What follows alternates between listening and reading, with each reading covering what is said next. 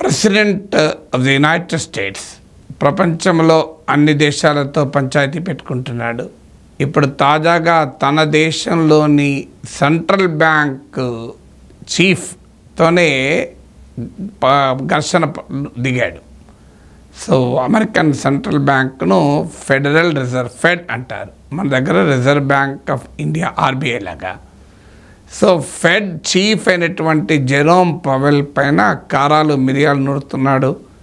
ఎంత తొందరగా పోతే అంత మంచిది అంటున్నాడు. అతనికి పేరు కూడా పెట్టాడు, టూ లేట్ అని. నువ్వు always too late, always wrong అంటూ నానా మాటలు అంటున్నాడు. సో కానీ ట్రంప్ తీసేస్తా అని బెదిరిస్తున్న జెరోమ్ పవెల్ మాత్రం గట్టిగా ఉన్నాడు. ఇంట్రెస్టింగ్ ఏంటంటే ఈ జెరోమ్ పవెల్ను యుఎస్ ఫెడరల్ రిజర్వ్ చీఫ్గా డొనాల్డ్ ట్రంపే ఫస్ట్ టైం ప్రెసిడెంట్గా ఉన్నప్పుడు 2018లో నియమించాడు. కానీ నియమించిన వరకే ప్రెసిడెంట్, తొలగించడం అంత సులభం కాదు. ఎందుకంటే ఒక 14 years వరకు అపాయింట్మెంట్ ఉంటుంది. అయితే ఈ లోపల చీఫ్ పదవి నుంచి పక్కకు పెట్టి వన్ ఆఫ్ ద డైరెక్టర్స్గా పెట్టవచ్చు. అదేమైనా చేస్తాడా అనేది ఇప్పుడు ఆలోచన. అది కూడా అంత సులభం కాదంటున్నారు ఎక్స్పర్ట్స్. ఏంటి మరి ఫెడరల్ రిజర్వ్ చీఫ్ జెరోమ్ పవెల్కు ట్రంప్కి ఏంటి పంచాయతీ? ఇంతకుముందు చెప్పినట్టు ట్రంప్ నియమించిన వ్యక్తి. ఆ మాటకైతే ఈ పంచాయతీ కొత్త కాదు.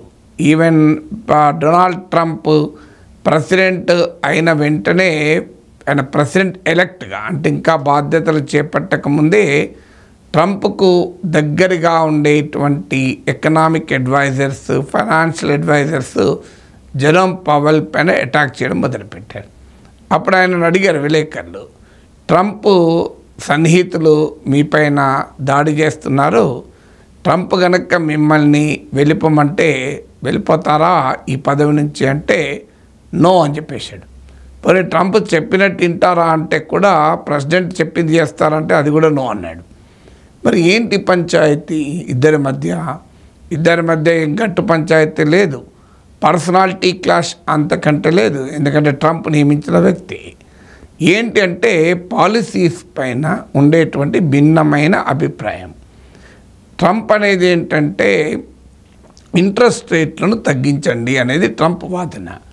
ఎందుకంటే ఇంట్రెస్ట్ రేట్ తగ్గిస్తే లోన్లు తీసుకునే వాళ్ళు తీసుకుంటారు, లోన్లు తీసుకొని కన్జ్యూమ్ చేసే వాళ్ళు ఉంటారు, లోన్లు తీసుకొని ఇన్వెస్ట్ చేసే వాళ్ళు ఉంటారు. అందువల్ల మీకు ఇంట్రెస్ట్ రేట్స్ను తగ్గిస్తే ఎకనామిక్ యాక్టివిటీ పెరిగి బోత్ కన్జంప్షన్ కొరకు లోన్లు, ప్రొడక్షన్ కొరకు లోన్లు తీసుకొని క్యాపిటల్ కాస్ట్ తక్కువ ఉండడం వల్ల ఎకనామిక్ యాక్టివిటీ పెరిగి అమెరికన్స్కు జాబ్స్ వస్తాయి. నేను ఎన్నికల సమయంలో ప్రచారం చేసి వచ్చాను అష్యూరెన్స్ ఇచ్చి.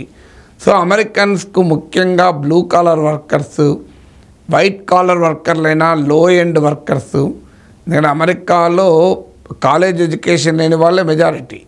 అందువల్ల అలాంటి లోయర్ క్లాస్ అమెరికన్స్కు జాబ్స్ రావాలి అంటే ఎకనామిక్ యాక్టివిటీ పెరగాలి, అందుకొరకు ఇంట్రెస్ట్ రేట్స్ తగ్గించండి అనేది ట్రంప్ వాదన. నా హైడ్రేషన్ కోసం I just trust one thing, ఫుల్గా వాటర్ ఉండే కంట్రీ డిలైట్ వల్ల పొలాచి కోకోనట్స్. సో ఇప్పుడే కంట్రీ డిలైట్ యాప్ డౌన్లోడ్ చేసుకొని ఆర్డర్ చేయండి.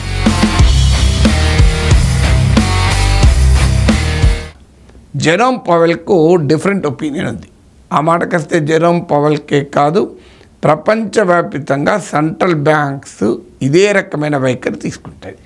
ఆ వైఖరి ఏంటంటే సెంట్రల్ బ్యాంకుకు ఇన్ఫ్లేషన్కు జాబ్స్కు మధ్య బ్యాలెన్స్ చేస్తూ ఉంటారు.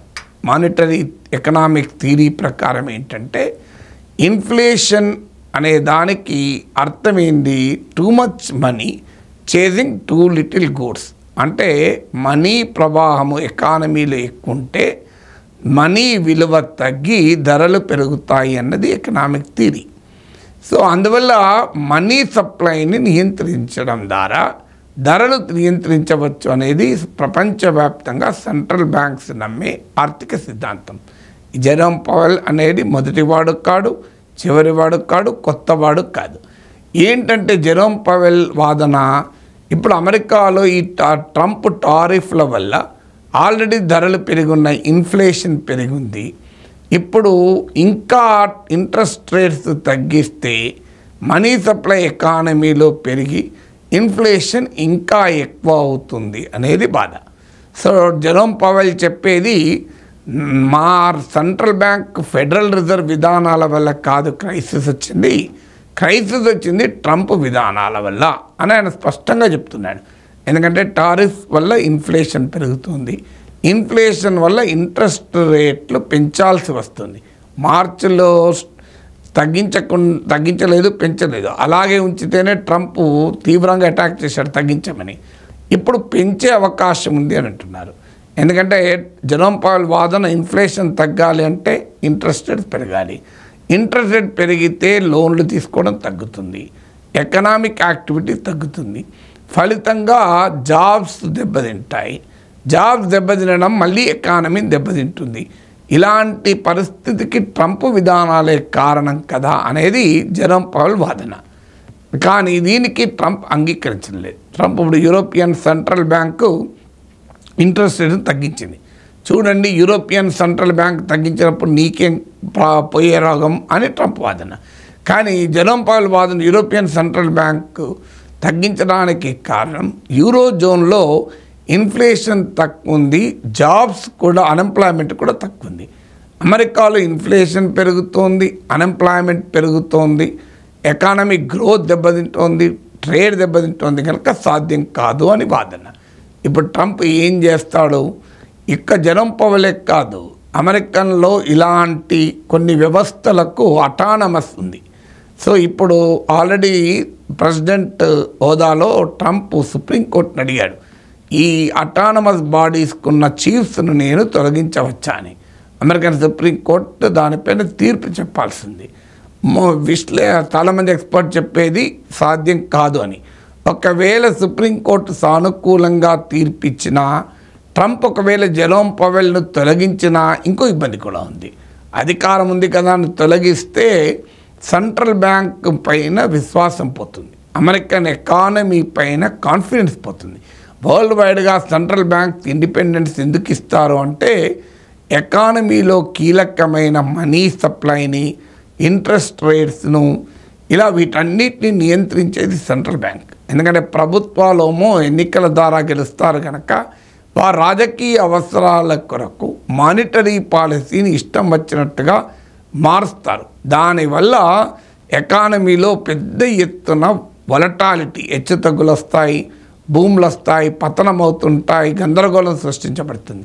సెంట్రల్ బ్యాంక్ ఏమో అలా కాకుండా రెగ్యులేట్ చేస్తుంది, ఎకానమీని రెగ్యులేట్ చేసి, బ్యాంకింగ్ వ్యవస్థను రెగ్యులేట్ చేసి, మనీ సప్లైని రెగ్యులేట్ చేసి, ఇన్ఫ్లేషను, జాబ్స్ మధ్య బ్యాలెన్స్ చేసి ఇవన్నీ చేయాలి.